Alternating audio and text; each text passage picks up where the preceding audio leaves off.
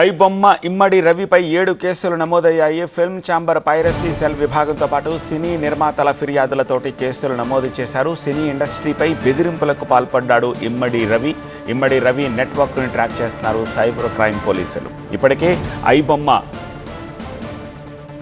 అలాగే బప్పం వెబ్సైట్లో బ్లాక్ చేయించారు పోలీసులు. రవిని వారం రోజుల పాటు కస్టడీకి కోరనున్నారు పోలీసులు. రేపు నాంపల్లి కోర్టులో కస్టడీ పిటిషన్ దాఖలు చేయనున్నారు.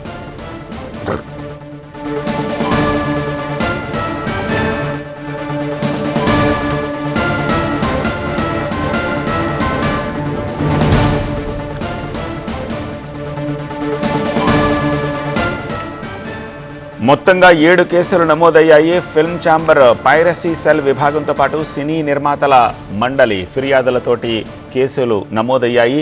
ఇండస్ట్రీపై బెదిరింపులకు పాల్పడ్డ కేసులు సైతం ఇమ్మడి రవిపై నమోదు చేసినట్టుగా తెలుస్తోంది.